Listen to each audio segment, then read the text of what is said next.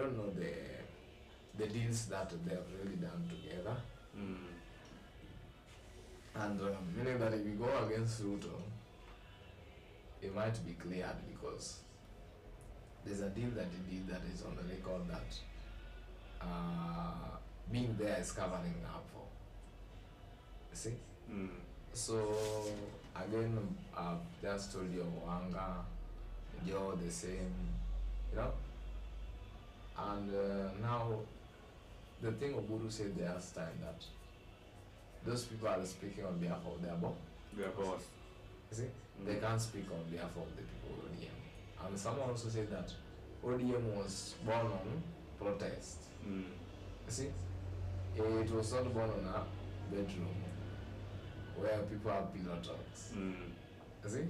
And again, someone said that Raila was the only one entrusted with this broad-based what? Government. Yeah. You see, this marriage of ODM and the Oda, it's only Raila who was entrusted with it. You see? But now he's gone. He's gone. We don't want to say that Raila was right in everything. We don't want to say that Raila was right in everything, and we say that he didn't have his flaws, because there's a reason why the Gen Zs became aggressive with him, and there's a reason why Raila also chose Sakaja to against Babu for or Nairobi governorship. And sometimes we see it to be wrong, but sometimes he had his own best reasons. You see? Politics has changed. It has changed. Even no matter how ODM tries, it still has got challenges. Yes. You see? The big root has fallen. It has been cut out. So lazima mti ijilegeze kiasi. Na kama imekatwa, inamaanisha we must find another source of water. I think that is the roots always try to find water. Deep down. Exactly. So the deepest one, ile ina fish water mingi, ndio hiyo imekatwa. So already the leaves are withering. It's starting to become dry, and they are trying to maintain its position. And I think it's going to be hard. But I don't want to conclude that they can't sort it out. Yes, they can, but they have to agree that they are at a stake now. ODM is at a stake as a party. I think it is the strongest party in Kenya as per now. Even as it, I believe kwa stake size, it is still the strongest party in Kenya, and it's the wealthiest party in Kenya.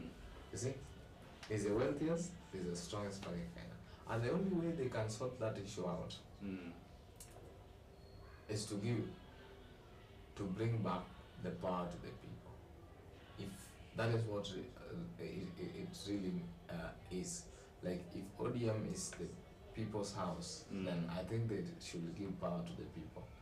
This nomination thing where they always just people buy tickets, they should stop it. They should feel the people's voice. You see? Not that now, okay, our MP, Member Parliament, Honorable, how do you call him? Walter Owino. Is the ODM party chair, Migori County. But let me tell you, honestly speaking, Mr. Walter Owino, if we go to a free and fair party nomination, free and fair, I'm not an ODM member. That means that I want to go to that nomination. I'm not an ODM member. It will fail terribly. But it's not going to fail because he's the party chair in Body County. You see? So there are some biasness. See? The trust that people had for the MP back then has faded. You see? And it's still acting like that love is still there. And I still see, I think, I don't go against the bloggers. I don't like fighting bloggers because they are on duty. Bloggers are on duty. Hiyo ni kazi yao. It is the work of a blogger to defend this person, no matter what. And they're saying that it still has no competitor. You see? It still has no competitor. And I ask myself, what has he done for him not to be competitive? Competed. Yeah. You see? And he has still felt terribly as a member of parliament. That I'll say without a fear of contradiction, because it's the reality. It's the reality. And next time I think we are going to discuss that. I think it is time now we discuss these things openly. Yes. Yeah, without lying to anyone, like sugarcoating things that, or having any fear that this and that will happen. You think? Yes. I will say that the end game of life is death. The starting game of death is life. So if you fear death, then you fear living. You should not be living. Yeah. Because what is the end game? It's death. And what are we here to live for? To be open. Exactly. Yeah. And we are going to speak these issues openly, and we are going to air them out. We are going to tell people. We are going to educate people. You see? Because we can't have a society where the member of parliament has an office, and that office he only visited once, and whenever he visits that office, it doesn't bring everyone, like I think call a baraza for everyone. Just invite everyone, like, today I'm in office. Come, let us discuss our people of our end of constituency. What are their issues? See? Be open with people. Don't be angry, you're a leader. Why do you become angry with people? Why do you become mad on people you are leading? These are your people. What do you fear? Speak with them out. They'll tell you the truth. You will also tell them the truth that is there. You see? The other day the magazines showed that 125.9 million got lost. Yeah. In that office. You see? No one wants to discuss these issues. 125.9 million. That is from Awendo constituency alone. Awendo constituency alone. 125.9 million. That is 1 year. You see, the other time I was trying to tell you how much the constituencies are being given. I think the flat rate is 170 million. It was 170 or 190 million. Before they add you that overall, that over, you see, amount where they say that now this constituency is lacking this, and let us add it to this one. This constituency has been bringing back a good amount. Let us add it to this one. You see. So when 125.9 million is lost, yet there's a pupil somewhere not going to school, then I question a lot in our constituency. There are a lot of dropouts around here, a lot, and they are behaving like they are old. You see, when you have a dropout in the constituency, then we already have an illiterate society, and the demerits of illiteracy. Yeah. The society becomes chaotic. I worked in this society at night, somewhere around the year. The only thing they know is war after they take liquor. And there are a lot of things that this day that I met an aborted staff around there. Yeah. So it's a lot going on. Yeah. So and now a member of parliament is just okay. A leader, you see, a leader is just okay. And 125.9 million got lost. He didn't come to explain to us. Come and explain to us. Take a board an airplane. Actually, he now works with an helicopter. Actually, yeah. So or he also has his own. I don't know. I think he has. Owning an helicopter is very expensive. Yeah, it's very expensive because an helicopter itself can be that 125.9 million. So you have to fuel it. That's another amount. You see, it might even be parking at the I would say the airport. That's also another charges. So it's expensive.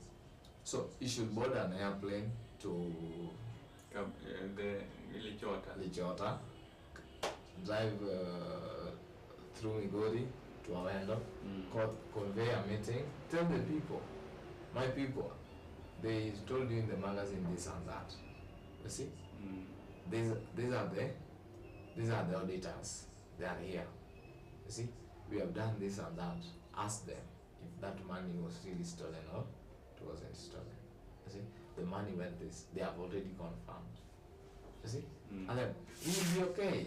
No one will be chasing him around here that he's a thief. You see? But if you don't explain to us, because I think the ESCC are not mad. They are not mad. And before that thing could have been published in the magazines, the newspapers, there was a lot of scrutiny done to that information. Maybe that is something that is true. You can't convince us that is a lie. Yeah. There's only a game that we are going to play these officers to escape the consequences. Yes. Yeah, but it is true that 125.9 million got lost. Someone went away with it. You see? They are just not willing to talk about it, meaning exactly. They know what they're doing. There's a fear syndrome embedded on the people, and that fear syndrome is fading away because this generation, I don't know why we are called Generation Z. I don't know where that Z comes from. Yeah, but there's a generation where we tend to have learned a lot. We are too much educated, and the only problem is that we feel like we have been lied to. Yeah, we are so much. The other day I saw this. I know he must be a Gen Z. He or she must be a Gen Z. Ali hack all government websites. Exactly. The other day it was, I don't know, Monday. Okay. Ndio mtu alikuwa anasema my friend, I think I'll be hosting him online on Friday. Juu yeye ako Nairobi. Okay. He was also a good friend, a diehard fan to Baba. Diehard fan of Baba. So he was saying that at least this person could have preserved this knowledge for IBC 2027. Yeah. So that he gets. Manze hata angeitumia wakati wa 2022, because that's the very first time nili stop to watch news, because I was so hurt. I was so hurt that Baba didn't get that thing. I was really hurt, manze. I cried nikiona pale akina nani wanapigana pale Bomas. Yeah, I'll tell you, Rengo slapped Chebukati. Manze ile ilikuwa, I was hurt. Yeah, I think okay, some people collapsed and died. That is the truth. And for someone to reach that point where he or she can hack the websites, they mean that this someone learned a lot. These people learned a lot. Yeah. Sometimes you'll find that he went to university, did that computer science, went deep in it. He expected a job somewhere. Then he was not given the opportunity to serve. Maybe he went to serve in a government office. You see? Then he was not given that opportunity. Then someone, he felt that he was so much experienced, done, got the opportunity. So where can this person exercise this knowledge if not that? You see? So you got opportunity to work, and that is the job he's doing. You see, if you don't employ the youth, they'll always find something to do. that's why we get the opportunity to make those funny photos of president of the coffin. You see, get so far, and that will not end. No matter how much people they abduct, you kill one, the spirit gets into 3 or into 10. See? And not everyone will indulge in that, but one day, you see, I think it's Malema once said that we are a traumatized generation. Do not push us to that pain, because one day we won't fear. You see, this generation is very traumatized. You see, and it becomes hard, So the only thing that I think is still holding us is that majority of us are still in these cities. They haven't come home to share with their guardians or parents to feel how hard it is. But the day they'll come and realize that it is too hard here and too harsh, and there's someone that is squandering their money up there, I think it will be tough for everyone in this country. We'll just ban this country and start anew. And that being said, you see, I was forgetting this, and this is very fresh. You see, our neighbors Tanzania, bana. Jana nimeona something so outrageous, man. I didn't like that. Niseme ni outrageous, ama niseme aje, but I'm looking for a good term. That was, is it nepotism? Being played in East African countries. Sasa ni Kenya tu imebaki ijafanya hii kitu. Ule mama akaeka her daughter minister. Na I think bwana huyo mtoto wake pia minister. Bana, and people are just okay with that. Bana, I think US ndio walijitokeza, the Senate US ilijitokeza ikasema the election was a sham. They didn't like what happened. And the ICC even sent people there. Yeah, so you see, they'll still get away with it. Kenya, you saw how Akina Nani got away with everything. And that takes me to something JFK once said. I think I wrote it here. It still feels like it is fresh. It is in this decade. It says something that we do not want a war. We do not now expect a war. This generation of us has already had enough, more than enough of war and hate and oppression. We shall be prepared if others wish it. We shall be alert to try to stop it. But we shall also do our part to build a peaceful world, where the weak are safe and the strong are just. We are not helpless before that task, or hopeless of its success. Confidence and unafraid, we must labor on, not towards a strategy of annihilation, but towards a strategy of peace. You see,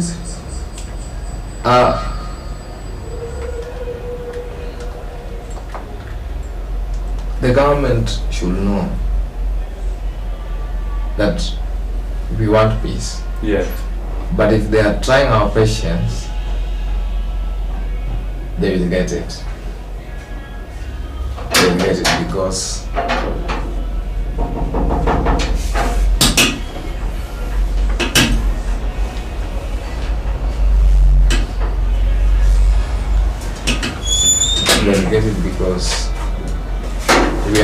we are all humans. Yeah. And if someone can get to that point where Uta is, then any other person can get to that point. Yeah. And if there's a policeman who can shoot people when they protest, there's a citizen who can also shoot when they protest. But I don't want to imagine a point where we'll reach till the citizens capture the stations, the police stations. We invade the police stations and capture all the policemen and take these armors. I don't want to imagine that situation, but it is something that is possible. Because I think in Gikomba they did it. The other day in Mabei they did it. and there are many places they have done it.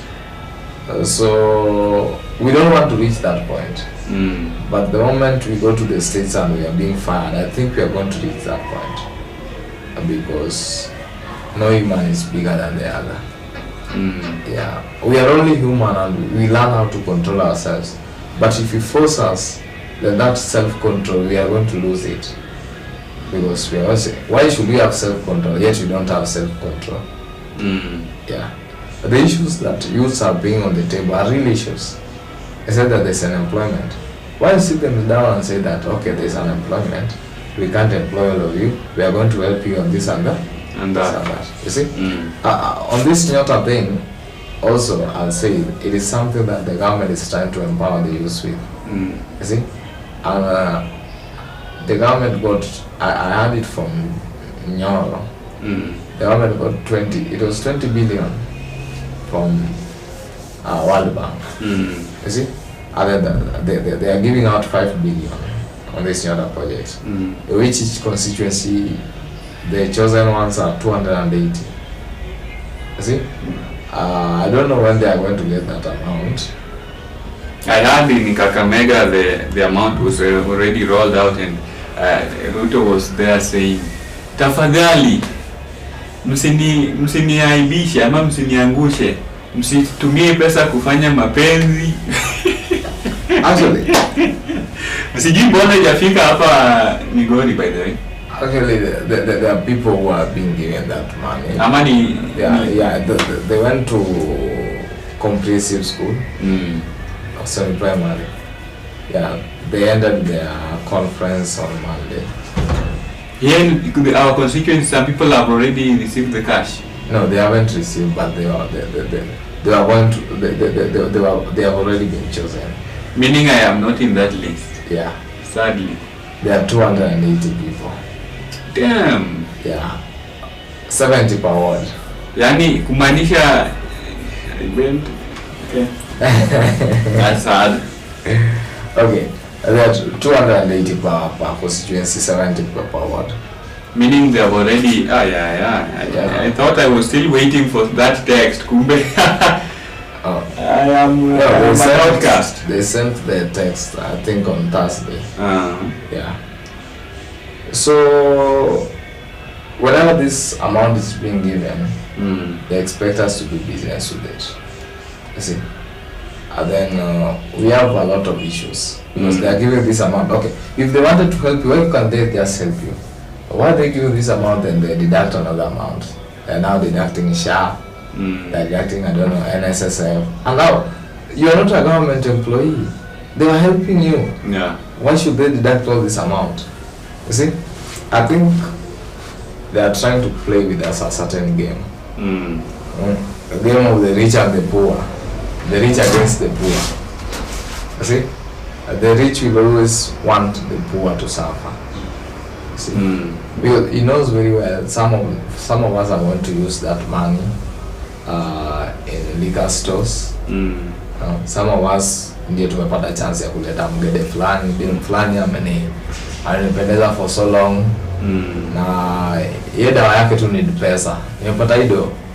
Itabidi nimemdishi hiyo do. He knows that very well. Because 50k in this world, in this economy of today, nijaenda kufanya shopping ya 15k. I think ilikuwa tu kama ile ya 2k ya kitambo. Ya 2015, si hata kitambo sana. 15k, yani nikashtuka, niko like, kwani hizi ni gani? So I think okay, there are people who can use it well. Kuna watu wanaweza tumia vizuri, but not everyone. Yes. And I also think that whenever these people are giving out money, they should give that money to people when you they know that these people can do something with it. You know, when you're giving money, then unapeana tu kwa, okay, when you give church money, like when you give a youth community money, unanielewa? Like organization ya youth, na upe church pesa, tunaenda kujenga church, then upe organization ya youth, then they do something that can employ more youth. more youths. Sasa unaona ina sort the unemployment issue. Unlike umepeana charge, ita sort nini? Naenda hapo kujenga. You stopped it there. Imeisha hapo. Unlike youths umekabio mind yao yote, hiyo idleness tulikuwa tunaongelelea. The idleness sasa, they are not idle. Wanapata place ya kukaa. It's just like this thing my friend was telling me, like nimeiba 50 million na nimeipeleka inchi za Mayolo. Na mimi mwingine ameiba 50 million akajenga nayo kampuni. Who is wrong? Wewe mwenye anapeleka Mayolo man. Exactly. Because unaenda kupea nani pesa huko? When in binafsi, I like when I employ people here. So I think these people are doing a lot of things. The other time Ruto was here, alipeana pesa pale juu. No, till then I haven't come here. Yeah, exactly. Actually, when Ruto was there, everyone was supposed to get 2,000. Everyone who was inside there. I think, just kuita tukolo. So, okay. The governor called people, who went back in, but I think they didn't want to give the money out as the way they were behaving. So walianza kugawana pesa, then kidogo watu ndio hao ni kama wanataka kupigana. So ni wanapeana wapeani, alafu pesa mingi zilinaruka. So you see that was a waste.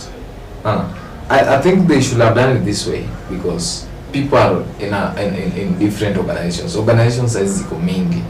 Hata hapa town ukienda uwezi kukosa mtu kwa group na vijana kwa group fulani. So you just call this organization. Niliona kuna hadi window business community. Yeah, window business community. You just call this organization sema cheki. There's this amount, so we are giving this amount. Do you have any project? Okay. Tumeandika project yetu chini. We have always been yearning to have this project as a group, but now tumepata pesa fulani. Tunataka na hiyo project. Hii project ina amount to this amount. Okay, pesa imepatana hapo. Ndio hii project yetu ndio hii. Akupe hiyo pesa. They'll give you. So wakipata hizi organization, hii pesa at least itakuwa ina circulate vizuri. Like the other day I think governor alipeana groups pesa pale. Achana ile ya park ile walifanya sijui ya Rambe. Ile I think kulikuwa na ukora fulani. Hiyo ya park. Hiyo kulikuwa na, but hii walipeana hapa kwa council hapa inaitwa town hall. Yeah. Hiyo group ya Rongo 1 million sijui Rongo young farmers whatever, poultry farming, window business community 700,000. Okay, there was different groups 1 million 700,000. So I think hiyo ina help. Unlike ile umepeana ati tukolo everyone kwa park. Like every individual umempea pesa. Umempea tukolo. I think hiyo inakuwa shida. So I think watu wanafaa kwa community wajijenge kwanza ndio au watu wasiwa use. A politician works like our wazungu. I've ever asked mbona mzungu anakuja kwa church fulani. Church ni ndogo. Church ndogo. Church kuna hata washirika 10. Na maintain hapo vibaya sana. Ati amwaletea bicycle nini. Kwa nini nadhani huo mzungu ni mjinga? Yeye anatoa pesa wapi? Ndio nashangaa hata hizi my children's home by the way. They know how they get the money. When those churches, hiyo church wao ni ndogo lakini akileta hizo watu wataingia hiyo church. Hizo sadaka zote utakuwa na branch hapa branch. Hizo sadaka ni most. Wewe ndio unaona kidogo. Ni most kabisa. So unampea pesa anakurudishia. That's the same way the government is working. Unamsanyia pesa anakurudishia kwa wingi. Hizo kidogo then yeye anarudisha kwa wingi. Unasanya 100 million, yeye anakuja na 5 million mara moja. Nyinyi mnasanya sana. Exactly. Hii government inatupenda ni aje. That is what is happening. So the people have always pia wako na problem. The citizens will also have the problem because we don't want to accept that unity is strength. Tunaongana tu kwa saa zingine, lakini saa zingine haicheki hapo. And then we don't want to choose people who can lead us. Nataka tu wakora, like you get someone mwenye yako kwa top of leadership, mwenye anaweza kupea do na wewe ni member wa yoga na Yesu ukasema huyu jamaa ako tu sawa, hata kama anaiba huyu jamaa ako sawa, huwezi mtoa. You incite people against the people wenye wanataka huyu jamaa toke juu ni mtu mbaya. So unaambia chiki hiyo ni uongo, huyu jamaa kofi juu unajua ngo unachukua anga zako unachukua zako za macho. Nimepata story fulani ya jamaa fulani wakijenga naitaje KMTC. Majamaa walichukua vitu hapo juu. Sasa wakachukua vitu wakakuja nao huko down. Sio jamaa alikuwa ambeba hizo vitu akakataa, akasema cheki kila mtu ajikate. Si ni gari yangu. Mshamaliza shughuli yenu. Sio unajua vile unaweza kumsema ni ngumu. Si nyote nilikuwa mmeiba mkiingiza kwa gari. So unaenda kusema nani aliiba. Sema nani alikuwa amezibeba hizi vitu zote, siwezi beba peke yangu. Na wewe unajua aje nilikuwa nimezibeba. Because you are there, usiwe ulikuwa mbeba. So hakuna penye nani. So hii ukora tunaachia kama mtu mmoja. So yeye anaenda ku benefit na arudi. Saizi it's like Mbadi is using the Luo nation. Anasema wanakaka Luo. Hiyo kuna timu nade. Hiyo. And then the Luos will buy that idea. By the way, hatujai kuwa kwa government. Do you think there is no an angry Sudanese somewhere kutoka Simba? Kunayo wengi sana. Barabara zote Suba zimetengenezwa? Not yet. Do you think they have a best hospital in Suba South? Ama bado wanakimbia Homa Bay? Wanakaka nage. You see, this issue of wanakaka nage should stop. Tell us real issues. You know, I saw Eric Omondi yesterday, ameenda Kisumu, anapiga sasa ni kama na preach. But he was talking sense. You know, Eric Omondi is naturally a comedian, but kuna vitu ukiangalia vizuri unasema yenyewe uboya na make sense. So he was telling us that hii mambo ya mtu kuja ati baba alisema. Baba alishafanya yake, amekufa. Now we should be wise enough. Sisi kama citizens tuangalie kitu inaendelea wapi aje. Because we expected kama ni broad base. Saizi vitu tuna expect ni mingi sana. Hatukuwa tuna expect that hiyo broad base ilale tu Homa Bay. Migori has got things to be done. A lot of things. Mbona tu ni Homa Bay, hiyo broad base iko tu Homa Bay. And when they are telling us a broad-based thing, the other pastor alisema ile day, akasema aje, ati wakati tunaimba broad-based, Central iko na CSS wangapi? 8. Na sisi tuko na ngapi? 4 ama ni? Nyanza ni 3. Nyanza alone ni wawili. Mbadi na nani? Wandai. Wawili by the way. Wawili tu. And they have a lot of people. And then sisi ndio tunadanganya tuko kwa government. Wao watu wa Central wako kwa government. They are in opposition. That's why I love the Gen Zs. Because sisi tuliamua cheki hii mambo ya sijui ukabila sisi hatutaki. Hii mambo ya nini? Tell us mmefanya nini? Tumejenga hii, tukajenga hii, tumejenga hii. Nyanza aenda tumefanya hito. Usiniambia tumetoka Nyanza ukachukua mtu mmoja ukasema ati sasa umecapture Nyanza. Tell me that Nyanza nimefanya hii nikafanya hii. Usiambia ati Nyanza hapa niliwapea CSS wawili. By then angefaa kuchukua mmoja Migori, mmoja Homa Bay na mmoja tena Kisumu.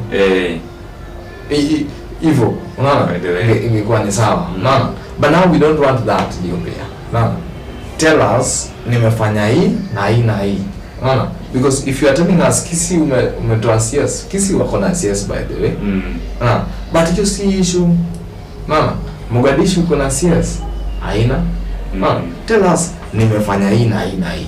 Usituambie ati nilichukua CS moja hapa CS mwenyewe mimi simjui. Unaona? Sijakaa naye chini, hajanipea chochote. Unaona? But if there is CS ametengeneza barabara, we all appreciate that barabara tunapitia. Unaona? Kulikuwa na accidents mingi hapa. There's a certain road inafaa kupita hapa. Iende I think inatokea Kadem. Unajua ikitengenezwa at least watu wako wamefurahi because I think someone told me this is the shortest route kwenda Kadem, unlike here ya Migori. The in short. Unaona? At least mazao zetu tunaweza hata kuuza Kadem. Watu wa Kadem wanaweza pata vile wanakuja huku kufanya business, unaona? So hiyo ikitengenezwa at least nasema yenyewe this person deserves what? My vote as the president. Now, this person deserves my vote as the member of parliament. Unaona? This person deserves my vote as the governor. Unaona? But if you tell me 2 term or 3 term, then you hata mimi sitasikiza because 2 term 3 term hiyo bado hatujafikia. Kila mtu anapewa 5 years ya kufanya kazi. Akifanya makosa, okay, by the end of the 5 years you tell the person, check, tulikuwa tumekosoa place kama hii au kwa umesikiza. It is time for you to go home. I'm going home, I'm going to vote against you, na lazima utabaki. Unlike tukiendelea kusema ati unajua okay, hii issue ya governor ya Migori County, Nyamita ndo Chilo. Nyamita is also an aspirant, sio? Exactly. And they are all working, sio? Si wote wanafanya kazi. The governor is working across the county. Nyamita is working on really constituency. So unajua mimi saizi naangalia wote. Unaona? Sitaki kusema huyu afanye kazi, huyu afanye kazi. Unaona? Ochilo anafanya the whole of Migori County. Nyamita anafanya kazi wapi? Uriri. Unaona? So mimi naangalia yule atakayefanya kazi, wote watarudi waambie watu cheki, mimi nimefanya hii na hii. Mimi niko nafanya Uriri, nimefanya hii na hii na hii. Yeye iko Uriri. Uliza watu wa Uriri. Unaona? Gavana pia asema, atarudi aseme cheki, mimi mlipea gavana, nimefanya hii na hii na hii na hii. Unaona? So ni mimi kuangalia cheki nani anafanya kazi kubwa. Nani alikuwa anapiga kelele, nani alikuwa anafanya kazi wakati mwingine anapiga kelele, unaona? So and then that is when I vote. Unaona? Unlike kusikiza Kindiki akikuja fire si fire. Ale hiyo voice yake ni funny, then we laugh, then nasema hai, huyu jamaa ana deserve vote yangu. Kama jana pia nikiwatch news naona nani anamuita mtu ya soprano, lakini Gachagua amewapea majina hapo. Mtu ya soprano. Mtu ya alizo vitu zinabamba watu wa Central, unaona? Alikuja akasema Kasongo inabamba watu. Okay, like our citizens tunapenda slogan sana. Hapo Jaluoni I had the other woman Angogo. There's a time alikuwa anaambia mama warangu ati Mungu okobuo winjo. It's like she was trying to mock them and they were laughing like wanacheka. Hiyo ni kitu funny sana. Anawatusi. Now, and then now we are going to vote on the context of gogo baba wa gogo hiyo. Winjo. And then there's no development. Now, and then our the same. Nana, our MP Miss Juga kitu anafanya actually. Like me I'm even confused. Huyu jamaa anafanya kazi gani? Anakuambia amejenga KMTC pale. Actually KMTC amejenga. Kenya Medical Training College. So I think they are government. Yeah, amejenga na nini na CDF money. Tutaangalia. But I believe hiyo si pesa yake. Ruto anajenga pale nini? Inaitwa affordable nini house pale juu. Hapo kando ya Wendo Central. Na anajenga hostels pale. By the way nataka kwenda kufuatilia mambo. Nimesikia sijui watu wanafanya pale wengi si wa huku na walisema ni watu wa huku wanafaa kufanya kazi huko. Nasikia wako wengi by the way. But almost 40 ni watu usi wa huko. Watu wa huko wanachaguliwa tu 3 wawili ngia. Alafu kesho pia na then I will leap immediately and mimi nisikia ni 1500. Naona nisikia ni 5 so wanalipa pale. And hakuna kukaa chini. Forma na kuna wewe. Ni movement after movement. Unaona? So I think hizi vitu, I think Ruto alisema kitu ya maana pia. Despite my differences with him, alisema kitu ya maana. Vijana lazima mjipush. Naona? Hakuna mtu atakuja ati akufuata ati uende pale utafute kazi affordable hours. Hakuna. Lazima ujipush, wanachukua watu kazi. Wasipokuchukua, ruka kama yule boy aliruka pale kwa polisi. Nimeenda NYS na mnanikataza kazi. Unaona huyo boy. Unaruka tu vizuri unasema cheki, mimi nafanya kila kitu mna. Na wangapi ni mafupi hapa na wako kazi na mimi speak out. Unaona? Sasa mimi nakujanga hapa every day, mbona mnipei kazi? Kwani kazi ni ya watu wachache? Na wenye si wa hapa mbona wako hapa? Exactly. Na mbona wasijenge za kwa exactly. Unakaa tu ngumu. Mbona mnachukua watu mbali, mnaleta hapa. Nyinyi mshatutoa hapa mkitupeleka huko mbali. Be audacious. Anaona kwa na mbao like kuna watu wanaweza ongea. You know, that is about you I learned nikienda kwa hizi maofisi. Kuna day nimeenda kwa ofisi fulani huko Migori. I went there twice. Waniangalia tu like mimi naendanga tu mimi ni mpole. I think the fourth day nikakuwa hapana. Mnanichezea akili. Nikapiga kelele, hadi mkubwa akuja nini? Sasa hiyo kitu ilitengeneza that very day. So I think ukiwa audacious unakuwa na power fulani, unakuogopa. But ukiwa timid like unaangalia, unawapea time nini, unaona cheki huyu jamaa hizi tufanya kitu. Acha tujengeza wale watu wengine na tuache hii yake pending. Hata by the way at the end of the day ataongea, tutamtengenezea tu senye we are free. So one thing I like the youth is to be audacious. Usiogope, ongea tu hivyo vile unataka. Hakuna mtu atakufuata hapa njiani ati sijui umefanya nini. Unaona? Hizo threats mtaka. If someone threats you, unapiga tu kelele, unaambia watu cheki huyu jamaa amenithreaten hapa. Because I think the power belongs to the people. Government of the people, by the people, exactly. And for the people. Ati mtu anakuthreaten na mnyamaza. Kwani yeye ni nani? Why should you threaten someone? You just speak boldly. Huyu jamaa anithreaten. We will go for him, na tutampata na tutamuuliza mbona anafanya hiyo kitu. And we will even serving instant justice. Hizo zinaitwa instant justice. Hata polisi hakuji. Instant justice. So I think people should be audacious. Ukiona kitu mbaya unasema cheki kitu ni hivi mbaya. But ukiogopa, at the end of the day, watu wanakuwa sisi tulikuwa mbona hakusema? Mbona hakusema? At least angesema tungefanya kitu. So say it, we do that thing. And then tuendelee mbele. Because Ruto mwenyewe there's this person alienda huko, alienda na kuku. Watu walikuwa Ruto was speaking, was giving a speech, then yeye akatoka tu na kuku from nowhere. Sasa alitolewa nje. By the end of the day alipewa 500k. Akaenda nayo because of being audacious. Akatoka tu katikati ya watu anaenda. Ule usema huyu anaenda kufinywa vibaya sana, but anaenda akasalimia president akatoka na 500k.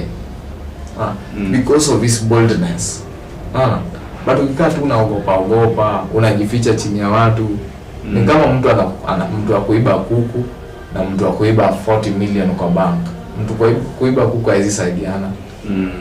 Yeye atashikwa 40 years ama 50. Mtu wa kuiba bank atatolewa in 3 months time.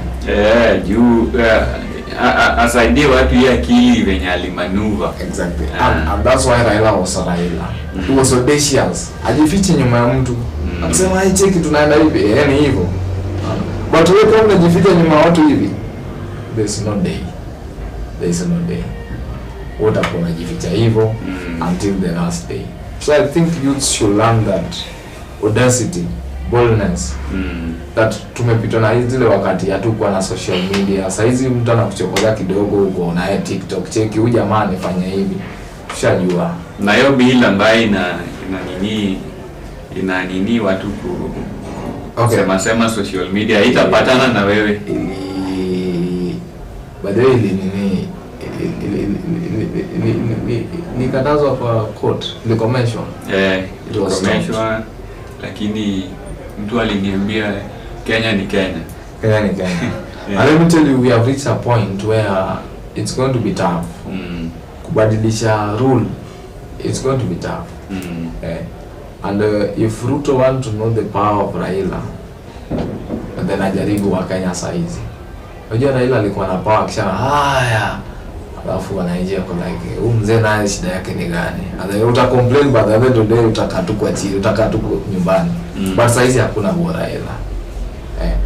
When we go basak, itakuwa wild vibaya sana. Itakuwa wild vibaya sana.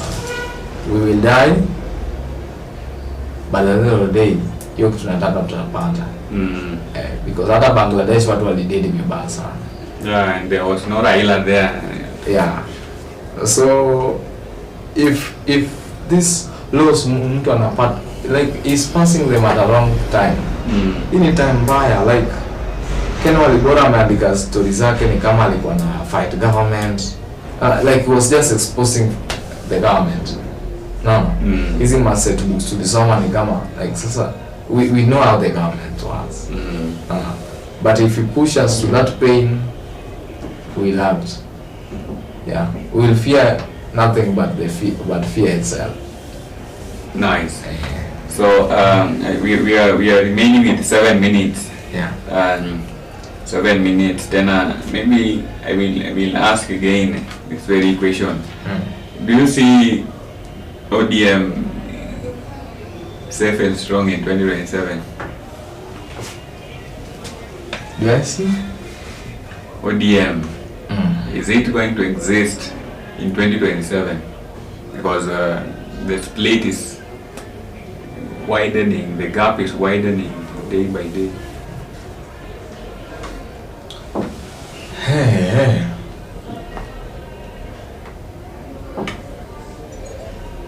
Itafika huko na ichukue candidate moja strong na ende a win election because that is the view of some people like Orengo, Sifuna and the likes. ODM imekuwa na chairman wangapi? Okay, wale wenye walipelekwa kama experts kwa Ruto ni walikuwa machea wote. Oparanya alikuwa chair. Alikuwa deputy party leader. Jo pia deputy party leader. Mbadi alikuwa chair. Exactly. They were strong people in ODM. But umegundua power yao iliisha bila Raila libaki. Power ilikuwa imeisha. Raila ndiye mwanzisha limelight. Yeah. Like ODM was starting to bring some new pictures in place before he brought basic kuje. Wakina Joe walikuwa wamedeli. Joe nilikuwa naona hata alisha drop hiyo party leader. Alikuwa sijui. Alikuwa ameenda kusoma Harvard kitu kama hivyo. Unakumbuka? Alienda sijui anasoma law school Harvard. Nika nguvu yao ilikuwa isha. The new pictures were coming into like Sifuna, Babu Wino. So Sifuna is a courageous man. Huyo mwana wa Mluya but he is very courageous. Jana nilikuwa naambia my mom kuhusu my mama yakozileza. Jamaa najua mapesa. Kosa mie pesa to body dog man link. Actually Sifuna is very courageous. As someone who went to parliament, I can tell you Sifuna alikuwa ameenda mbele ya polisi na anaagiu na wao watu sisi tukiingia. Anaagiu na wao na anawastopisha. Every other MP wote walikuwa huko side. I think ni wale wa mama ndio walikuwa wanapiga hiyo side nyingine. Kina Milio Diambo nini? This Rosa Buya. And then there's other time, hiyo si time ya kwanza peke yake. There's this other time, hiyo sufuria time. Sifuna alienda hadi kwa ofisi ya OCS wa Nairobi. Akiingia ndani, akimuuliza wewe mbona unaambia watu wakuja kupiga watu tear gas? OCS akienda akatoka nje hivi. Alikuwa is very courageous. He's an audacious man.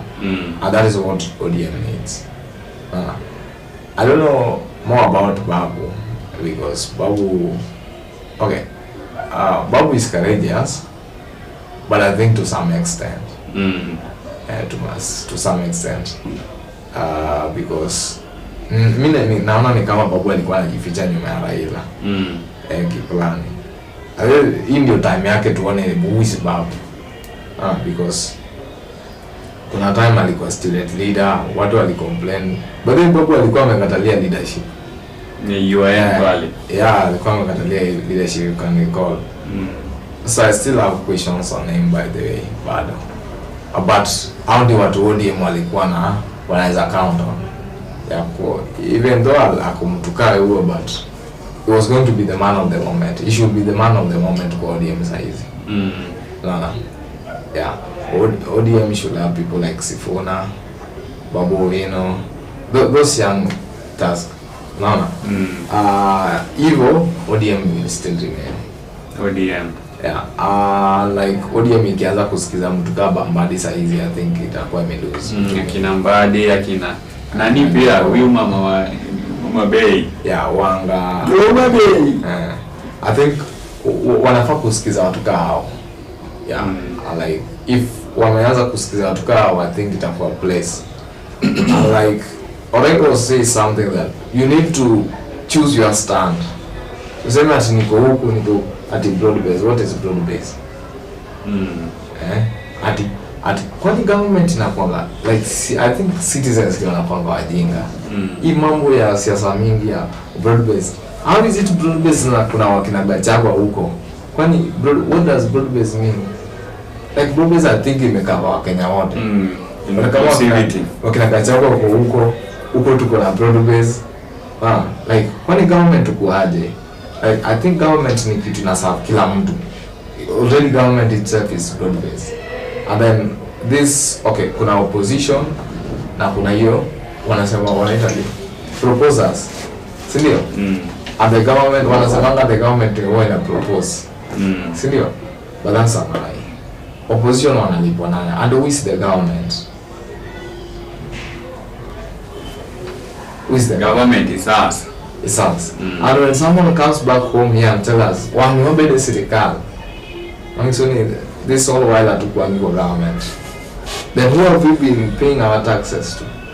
Tunalipa taxes zetu kwa nani? These are the questions that we need to ask now. Because the politicians, they know very well what they are saying. Wanajua vizuri wanasema kitu ya uongo when they tell us that wamekuwa the serikali. You know, body anajifanya ni kama ajui kitu anasema. Anatuambia ati Moi, right, Oginga nawe na Kenyatta ngine. You know, hizi stories all ziko propaganda. Oginga akipeana Kenyatta hiyo je alikuwa anajua kitu anafanya. We were not there. Maybe that was the solution of the moment, hiyo time. Moi akaingia. But then Moi ndiye aliweka Wajaluo wengi kwa government yake.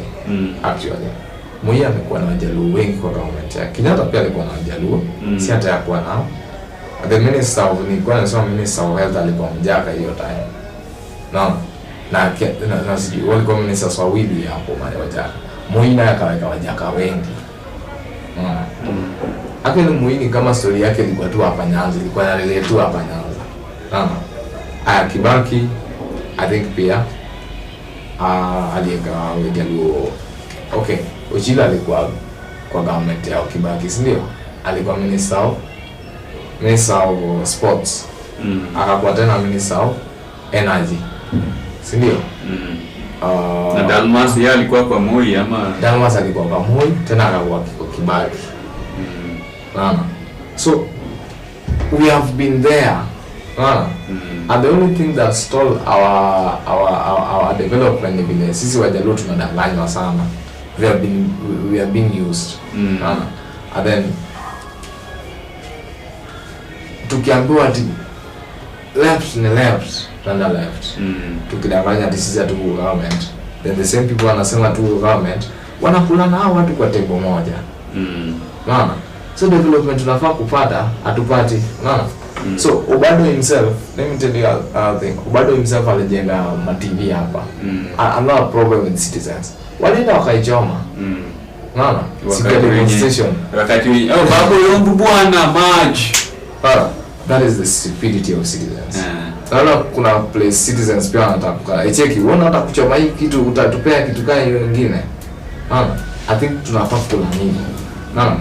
If you have to demonstrate kitu kingine.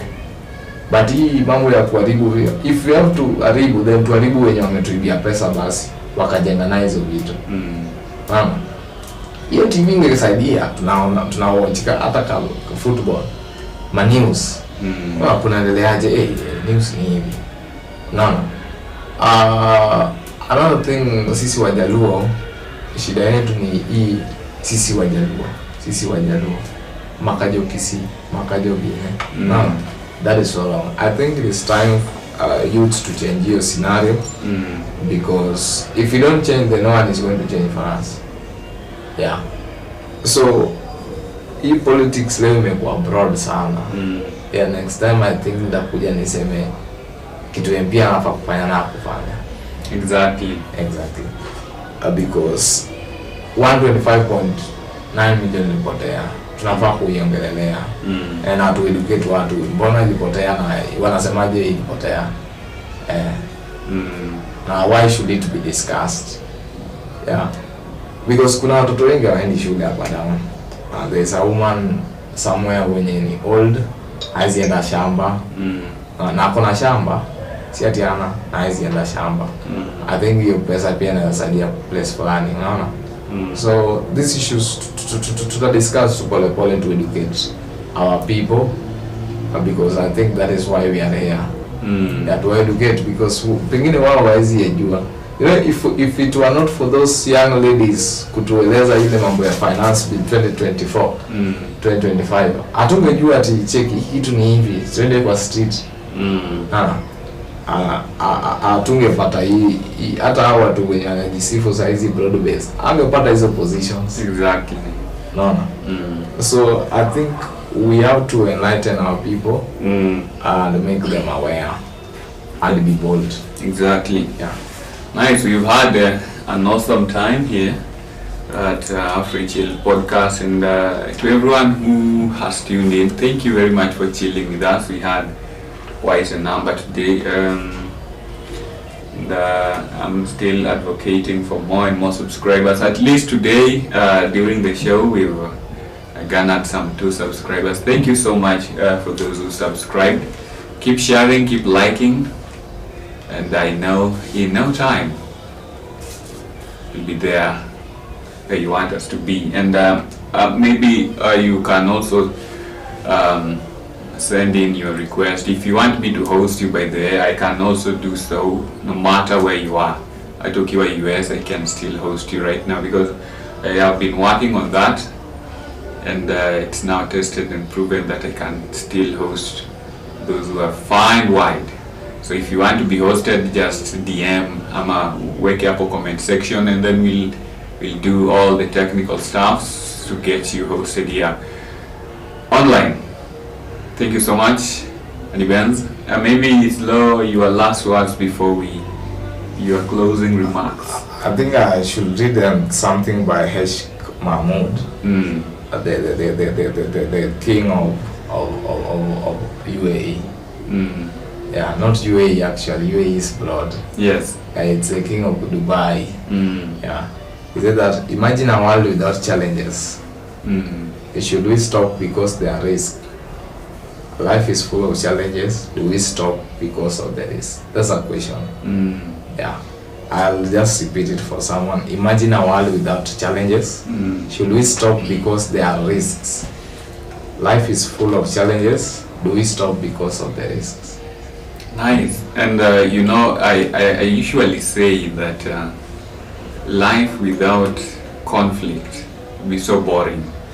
So that means that conflict was to be there. Hata kama hatungeanguka dhambini, bado kungekuwa na conflict to make life more interesting, for you to anticipate the twists and turns. Each and every single day. Leo kutaendaje?